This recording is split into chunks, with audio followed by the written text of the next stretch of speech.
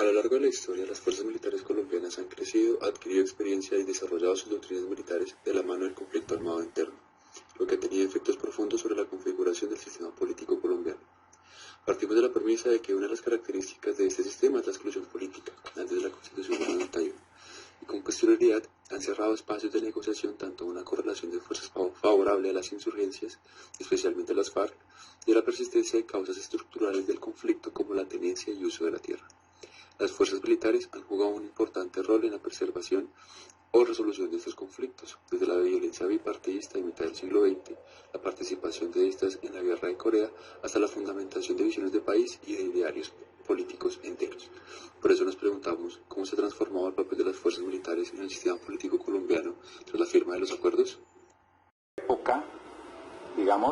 Dieron a conocer su punto de vista frente al conflicto, y ahí está Ruy Noboa, está el general Álvaro Valencia Tovar. Entonces, ellos dijeron, esta guerra no es solamente enfrentarla desde el punto de vista militar, ¿sí? Fueron duros los planteamientos. Ruy Noboa llegó a decir públicamente, y se lo dijo de frente al presidente, aquí hay que cambiar las estructuras del Estado, porque el conflicto no se puede seguir desarrollando así. Aquí tiene que ser un trabajo de Estado. Lo dijo en su momento, pero hay que cambiar las estructuras. Eso no gustó. No les gustó a los políticos en su momento, ¿sí? Y sale el general Ruy Noboa. Él en 1998, el conservador Andrés Pastrana llega a la presidencia en uno de los momentos más álgidos del conflicto con las FARC. A partir de su elección como presidente, Pastrana lanzó una propuesta de gobierno sobre la base de una política de negociación y paz con los grupos guerrilleros, lo que lo llevó a pactar con las FARC la desmilitarización de un territorio de 140.000 kilómetros correspondiente a 5 municipios de Meta y Caquetá, que entró en vigencia el 7 de noviembre de 1998 y se conoció como zona de distensión. Además, estableció una mesa de diálogo y negociación en conjunto con el Comité Temático Nacional, plataformas encargadas de darle forma y dirección al proceso de paz. Sin embargo, estas fracasaron por el exceso de temas de negociación y la falta de estrategia negociadora del gobierno, por lo que para febrero de 2002 el proceso había fracasado y la zona de distensión se habría disuelto, lo que sucedió, según el presidente, porque Manuel Marulanda no tenía disposición política para negociar. Pero mientras se le mostraba al país una disposición por negociar la paz, Pastrana firmaba el famoso Plan Colombia, con el gobierno de Estados Unidos encabezado por el presidente de ese entonces, Bill Clinton, por medio del cual se financió el fortalecimiento de las fuerzas militares en pro de solucionar el conflicto armado y evitar el tráfico de drogas hacia Estados Unidos. El Plan Colombia, que estaba planteado para la terminación del conflicto en Colombia, asumió también una esquematización de necesidades reunidas en la rama del orden público, pero tratadas desde una nueva doctrina militar, a partir de lo cual las fuerzas militares debían representar a la mayoría de la población y estar lo suficientemente preparadas para combatir por aire, tierra y mar al enemigo interno. Esta nueva doctrina se basó en 6 pilares: la definición de la política nacional de seguridad, el aumento de gasto militar, los cambios de tamaño y estructura de las fuerzas, la transformación de los enfoques doctrinarios y operativos, el desarrollo de un sistema integrado de comunicaciones y de inteligencia estratégica y finalmente el mejoramiento de la imagen en la sociedad civil. Este plan da como resultado la firma de la Ley de Defensa y Seguridad Nacional en agosto del 2001 por el presidente Pastrana y a su vez el establecimiento de una serie de decretos para incrementar los gastos en defensa en 2002. Si bien con este plan se alcanzó el mejoramiento de la estrategia militar, especialmente en el combate aéreo, también se generó la intensificación de la visión de las FARC como enemigo, tanto desde las bases sociales como desde las mismas Fuerzas Armadas, generando una agudización social y armada del conflicto, además de la pérdida de disposición de los actores involucrados para negociar, algo que se mantendría en los periodos posteriores de Álvaro Uribe Vélez. Durante el gobierno de Álvaro Uribe Vélez Se continúa con la ofensiva militar contra la guerrilla, con el apoyo de Estados Unidos, siguiendo así con el Plan Colombia, dando inicio al Plan 3x3, que consistió en la creación de 3 brigadas móviles por año, para terminar en 2006 con 18 unidades de este tipo, especialmente diseñadas para darle al ejército un mayor cubrimiento geográfico, así como la creación de 4 batallones de montaña en Cali, Boyacá, Cauca y Eje Cafetero. La administración de Uribe se caracteriza por implantar la necesidad de una seguridad nacional, lo que provoca una profundización a la guerra, siendo esta el sustento de su accionar. También, gracias a los fuertes escándalos relacionados con la corrupción, alianzas con el paramilitarismo y el narcotráfico. Uribe, en su administración, pidió a los países vecinos declarar las FARC como una organización terrorista, solicitud que fue asumida de manera cautelosa por los gobiernos de Venezuela, Ecuador y Brasil. Esta campaña de desprestigio contribuyó además a reafirmar la idea de que el conflicto colombiano formaba parte de la lucha global contra el terrorismo. Los voceros de las ONG se expresaron al presentar un informe evaluativo del primer año del gobierno de Álvaro Uribe, que indica que en 12 meses 7.000 personas han muerto en el país por la guerra política. El 70% de ellos aparecieron bajo uno y otro nombre, voceros del terrorismo. Debería retratarse de esas palabras y saber que esto puede tener consecuencias contra la vida y la integridad física. La consecuente legitimación de una política de seguridad nacional, la cual daba su sustento gracias a la conmoción internacional por el atentado del 11 de septiembre, haciendo que algunos países y ONGs bajaran el tono a las críticas por la estrategia militar de guerra llevada a cabo en el gobierno colombiano y que permitió la reafirmación de coalición incondicional con Estados Unidos. Cabe resaltar que durante el gobierno de Uribe se realizaron diferentes operaciones militares contra las FARC, entre estas la Operación Jaque en 2008, la Operación Camaleón en 2010 y en ese mismo año la Operación Sodoma, en la que se dio muerte a uno de los máximos jefes de este grupo. Todas estas operaciones militares estuvieron encabezadas por el entonces ministro de Defensa, Juan Manuel Santos. La política de seguridad democrática se planteó como principal estrategia el fortalecimiento del Estado y la recuperación del control territorial. Para ello se estableció, primero, asegurar la presencia de la fuerza pública en toda la geografía nacional. Segundo, involucrar a la ciudadanía en la lucha contra grupos armados ilegales. Y tercero, aumentar los operativos militares en contra de las guerrillas. Esta política dio hasta para realizar reformas tributarias como el llamado impuesto de guerra.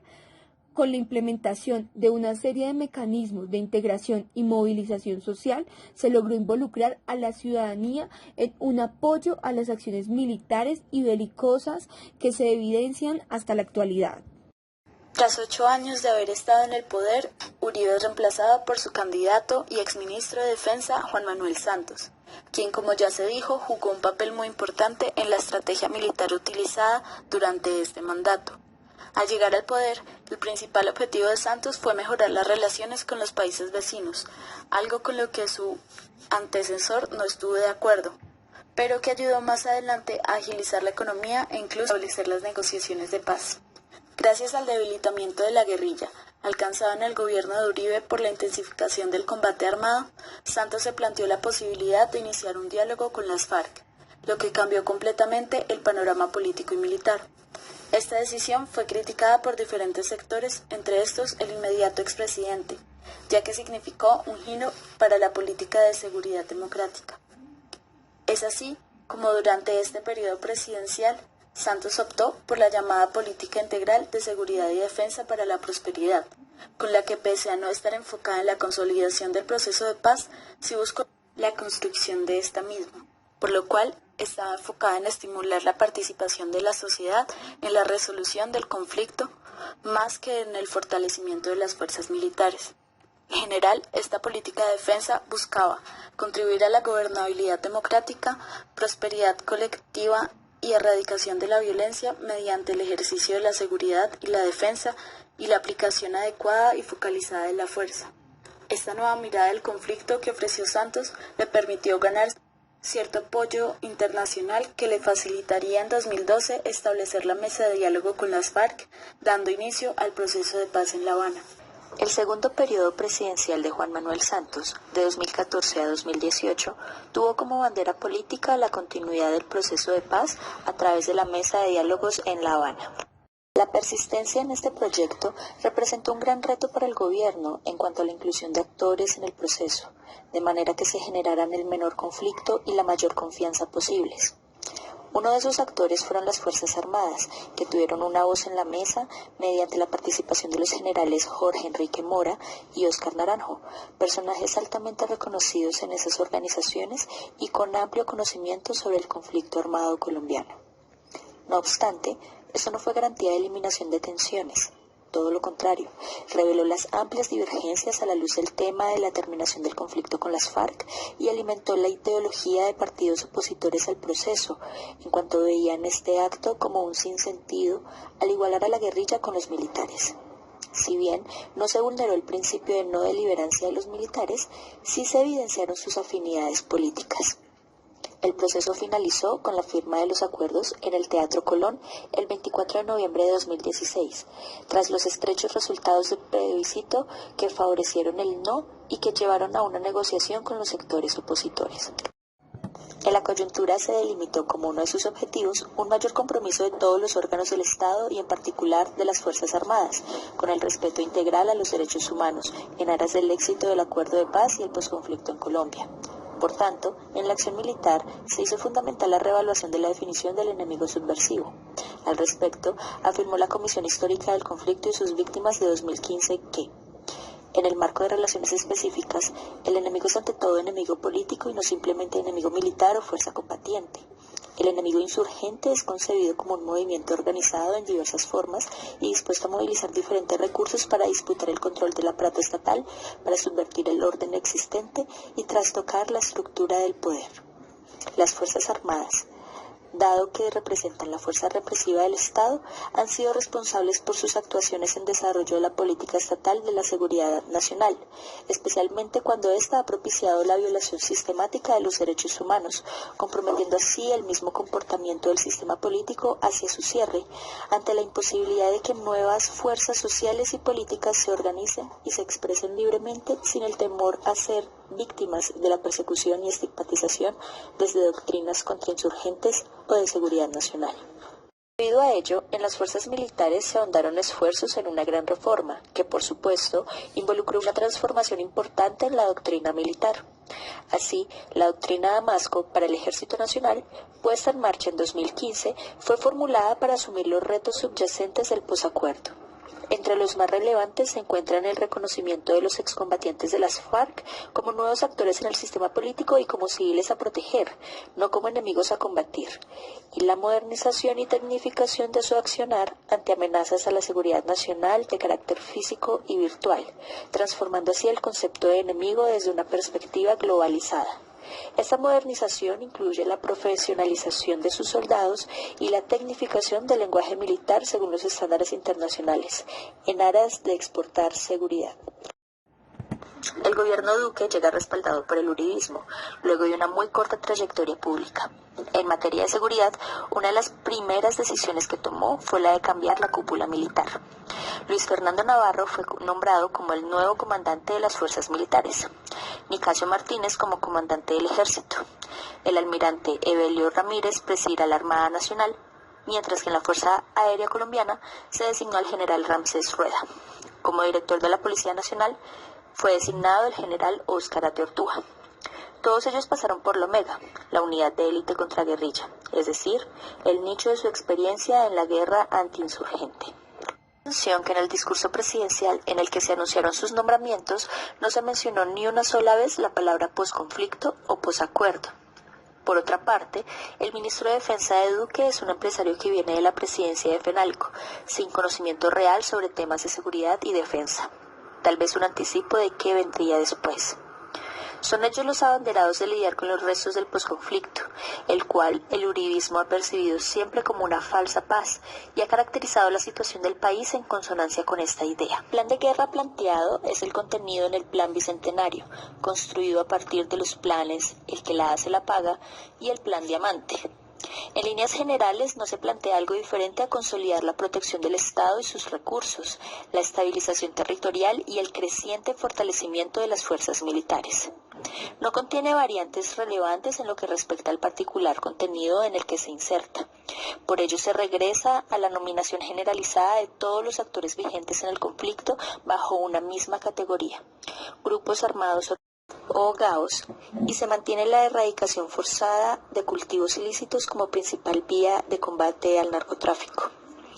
La política se materializó en unos formatos en los que se establecían metas e indicadores que resultaron filtrándose a los medios y con ello evidenciando el talante con el que el gobierno y la actual cúpula se piensan la guerra en Colombia. Estos contenían la solicitud de un compromiso por escrito de los generales y coroneles del ejército, según el cual debían duplicar la cantidad de criminales y rebeldes que matan, capturan u obligan a rendirse en batalla. Para ello, se contaban los días que las unidades entraban a combate. En caso de ser bajos, podrían los comandantes ser amonestados. Para evitarlo, se redujo también el nivel de certeza en inteligencia a la hora de emprender acciones, con lo cual tácitamente acepta la posibilidad de que resulten muertos civiles ajenos a los propósitos y funciones del ejército. Se regresó a una directiva según la cual el número de bajas es un indicador de victoria, más conocido como body counting o conteo de cuerpos, que se tomaron a mediados de la década de los 2000 y que pusieron a los soldados en una presión para entregar resultados en términos de bajas que degeneraron en lo que se denominó falsos positivos.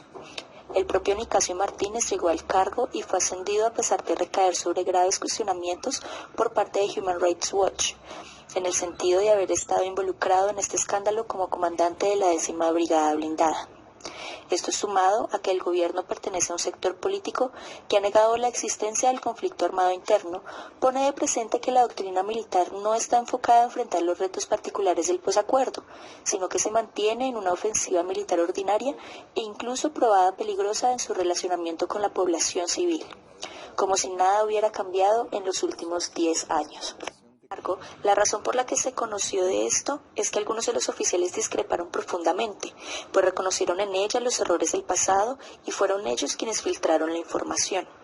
El boom mediático que esto ha recibido ha sido tomado por algunos sectores políticos como una campaña de desprestigio, una absoluta falta de reflexión y más bien un ejercicio demagógico para defender a toda costa el accionar de las fuerzas militares y del gobierno.